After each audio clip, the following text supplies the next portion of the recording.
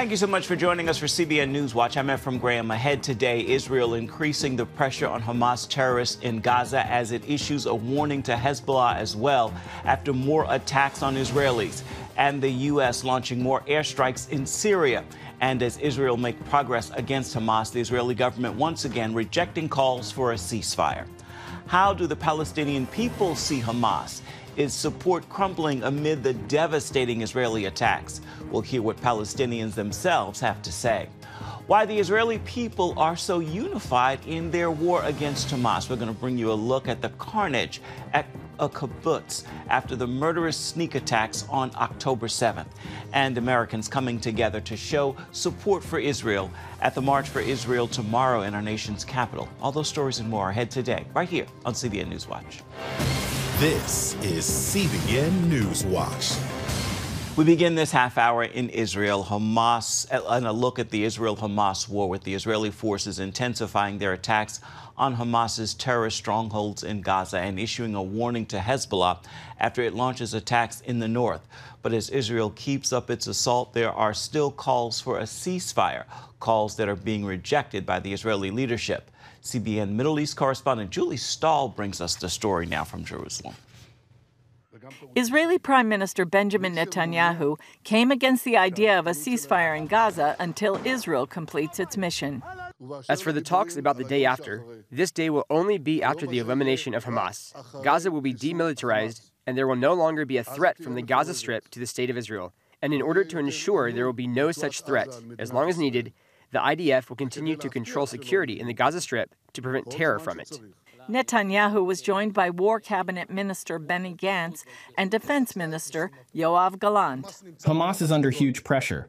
This pressure right now is increasing. They hear the tanks above the tunnels. They hear the bulldozers taking down the houses, and they know very well that they will get to them. Gallant also warned Hezbollah. However, the next day, 21 Israelis were wounded in attacks on the northern border.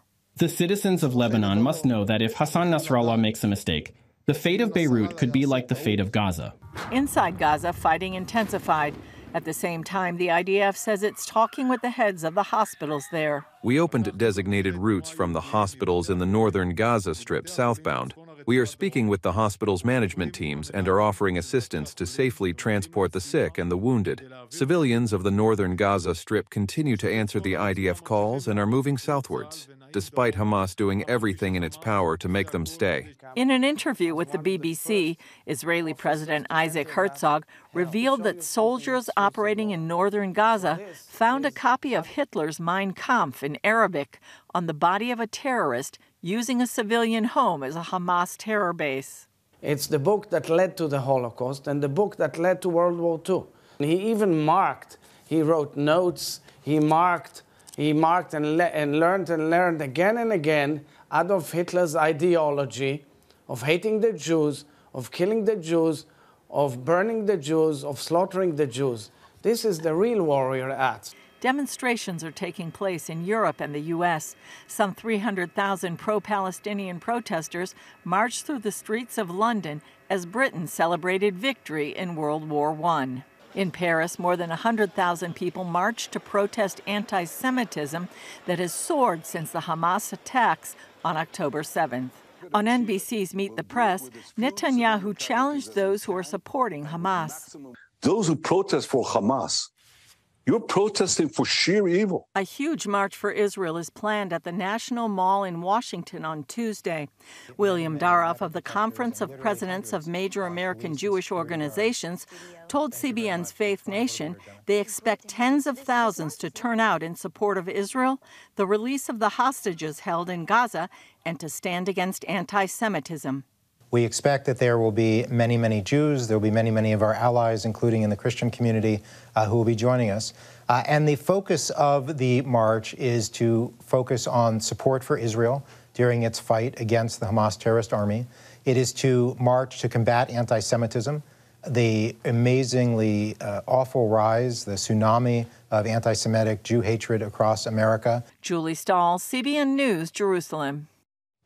CBN News Middle East Bureau Chief Chris Mitchell is joining us now from Jerusalem. So, Chris, our CBN News team, Chris, Israeli forces are pushing deeper and deeper into Gaza, and Israel's defense minister says Hamas is under tremendous pressure.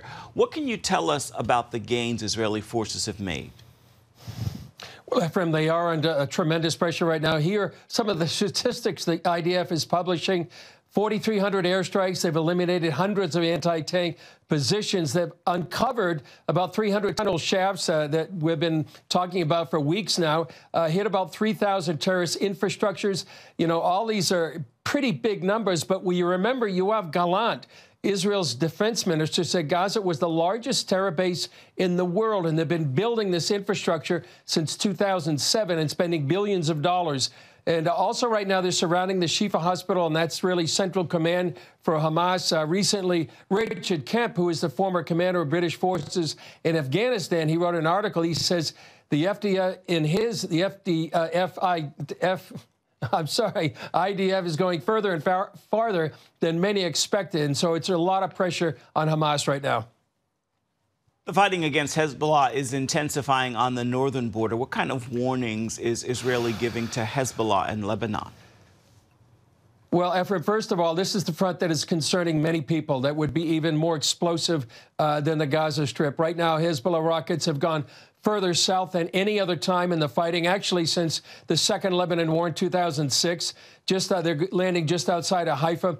The IDF, to your question, is now sending leaflets to people in southern Lebanon to go to the north, up to Beirut. And they're saying that the IDF was telling people in Gaza to go to the south. Now they're telling people in South Lebanon to go to the north. And the commander of the Islamic Revolutionary Guard Corps in their Air Force, he's saying that the war has expanded and Lebanon is involved. And he says that the scope of the conflict is possible to extend even further, and the future's unclear. He says Iran's ready for all of these conditions. And if this explodes, Ephraim, it could be a regional war. And one last thing, I think it's important to realize that Iran and Hezbollah are motivated by an ideology and a theology that they're preparing the way for the Islamic Messiah called the Mahdi. So they're seeing this conflict from an entirely different mindset than the West. Hezbollah is supported by Syria. U.S. launched airstrikes Sunday on 2 locations in eastern Syria involving Iranian-backed groups, hitting a training location and a weapons facility. It is the 3rd time in just over 2 weeks the U.S. has retaliated for a growing number of attacks on bases housing U.S. troops in Iraq and Syria. Defense Secretary Lloyd Austin said the strikes targeted sites used by Iran's Revolutionary Guard Corps. Chris, will these airstrikes be enough to deter Iran's proxy militias from attacking U.S. forces? Ephraim, I don't think so right now. There's been 40 attacks on U.S. forces since October 17th. To deter Iran and these proxy groups, I think it would take a far greater response by the U.S. And it's even possible, Ephraim, right now, because of all these attacks, that Iran is trying to draw the U.S. deeper into this war. And as I mentioned before, Iran and its proxies, they see this war from a religious point of view, not from a Western point of view. So I think we need to take that into account when we see all these attacks against the United States. And remember, they consider the U.S. the great Satan and Israel the little Satan. Global calls for a ceasefire have been growing, but Prime Minister Benjamin Netanyahu again came out against that idea, along with other top Israelis. Is the Israeli government unified on this issue? I believe they are. You know, October 7th was a game changer for Israel. The international pressure doesn't have the same impact as it's had in the past. Israel's a family, so everybody's affected. They either knew somebody who was killed, wounded, or kidnapped on October 7th, or right now they know somebody in Gaza fighting. So Israelis, and I think that's reflected in the political point of view right now, they don't want to go back to a situation that would allow another October 7th. We've seen pro-Palestinian protests in the U.S. and other countries, but tomorrow there will be a march for Israel here in the U.S. in the nation's capital. How much does the support of Americans, including Christians, mean to Israelis? Well, just a few minutes ago, we talked to a government spokesman who said Israel is really deeply appreciative of particularly evangelical support towards Israel. I know it means a great deal as well to the Jewish people as a whole.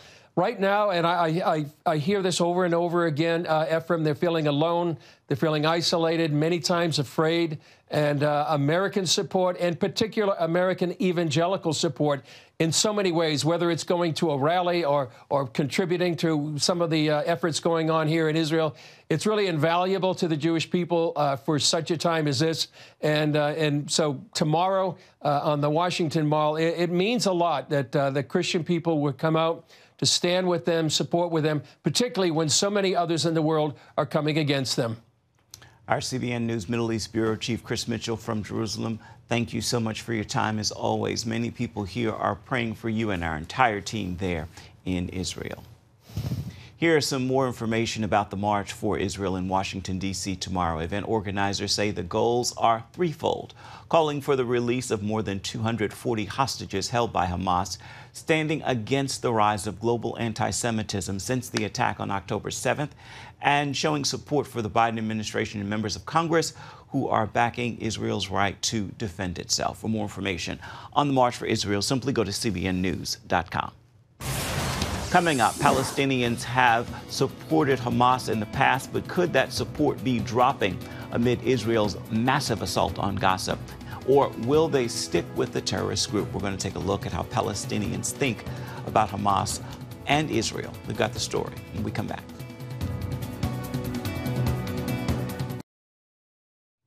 Most Palestinians support Hamas in their fighting against Israel, although there's disagreement over just how deep that support is.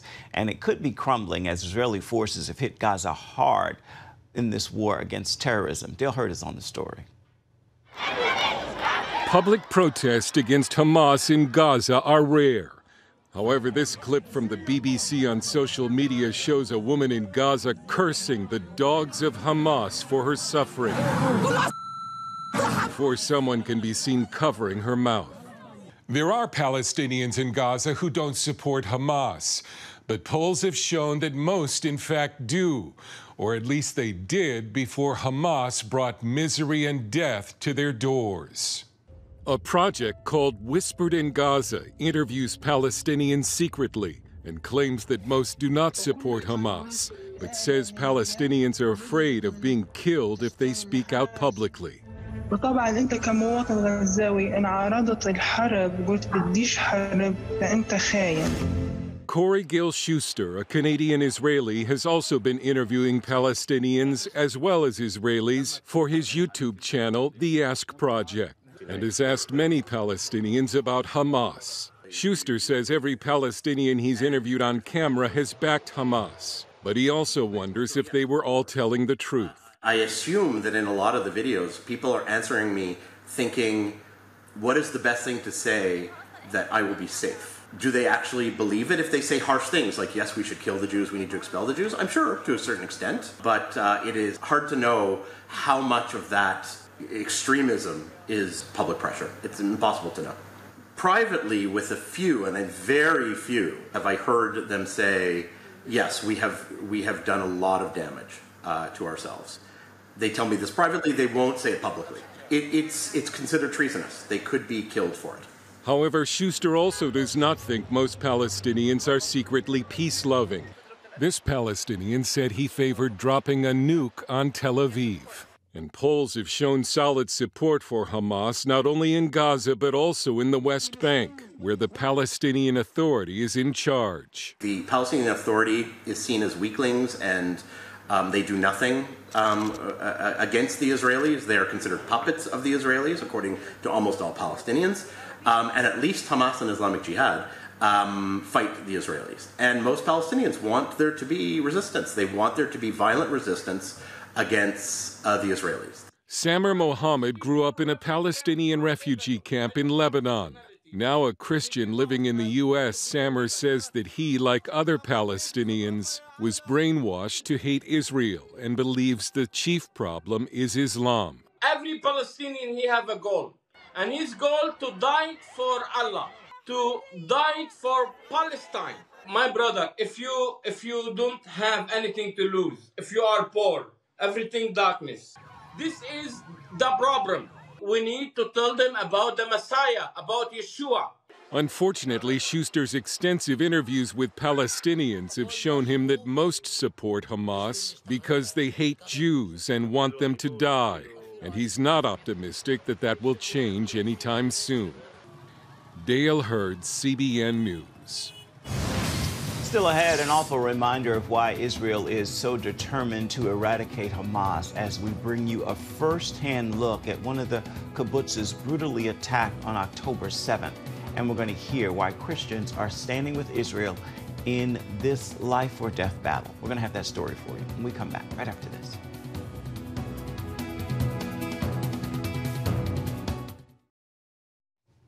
CBN's George Thomas traveled to Israel, where he joined a group of foreign journalists on a tour of a kibbutz that saw unprecedented carnage at the hands of Hamas during the brutal attacks on October 7th. Here's his report from the kibbutz Kfar. Israel, land of Israel, has an honor, and the honor is God Almighty.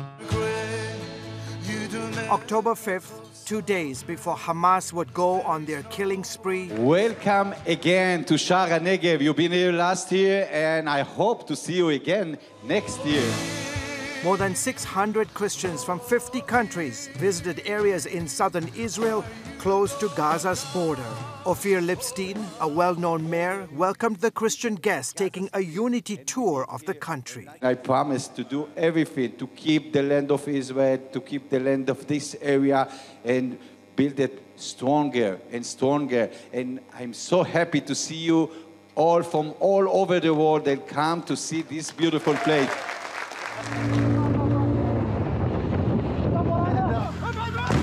48 hours after making those brief remarks, the 50-year-old mayor, who lived in Kibbutz Kfar, less than 2 miles from the Gaza Strip, awakened to the noise of rapid gunfire.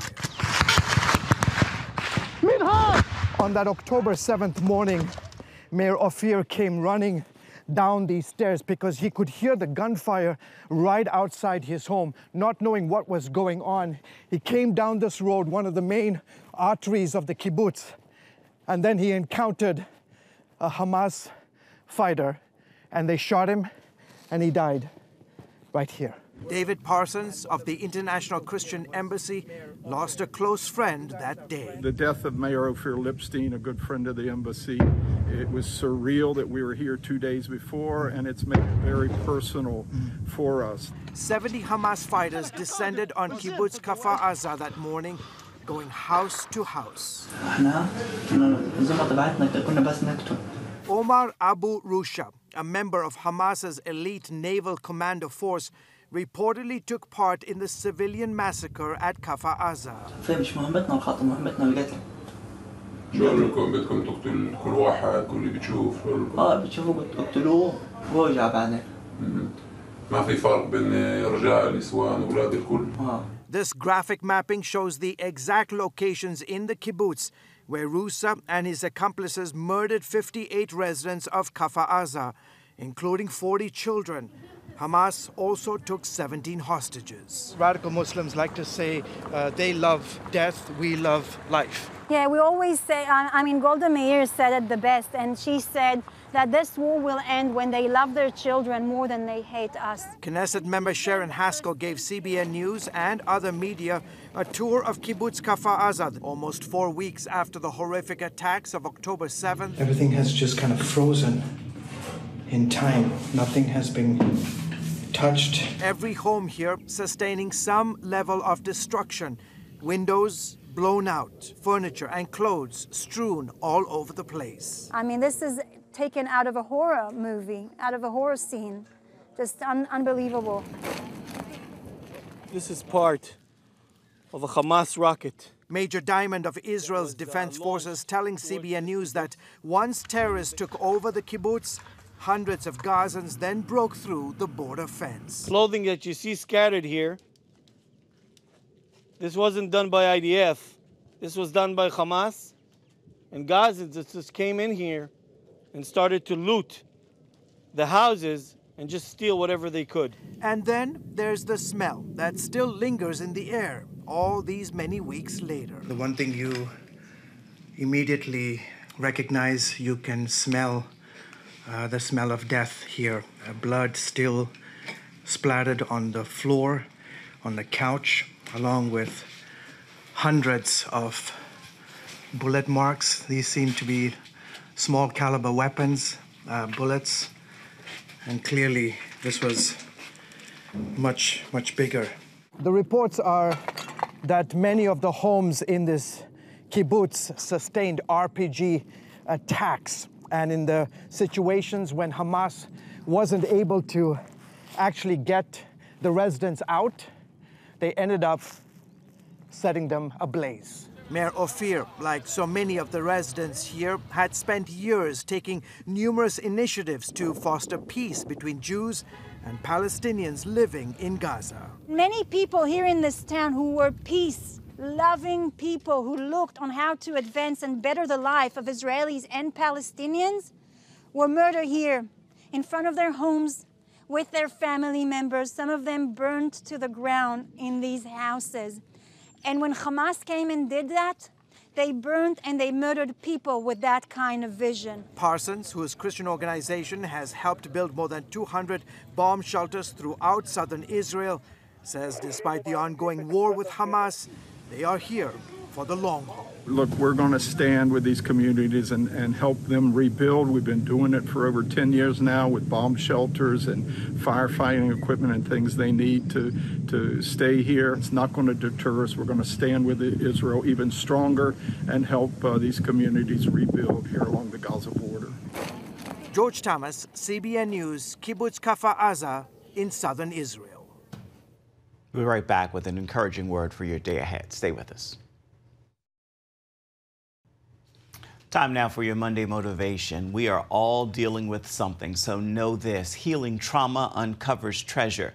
This is a great day to begin the journey of healing and the path of discovering His treasure inside you. With that word, I encourage you to make this a marvelous Monday and be sure to have yourself a wonderful rest of the week on purpose and with purpose. That will do it for this edition of CBN News Watch. You can always find more of our news programs on the CBN News Channel as well as online. You can find them in both places at any time. We'd love to know what you think about the stories you've seen here today or any day. You can email us, newswatch@cbn.com. You can also reach out and touch us on Facebook, Twitter, and Instagram. We'd love to hear from you. Thank you for watching. We'll see you right back here same time tomorrow. Goodbye. God bless.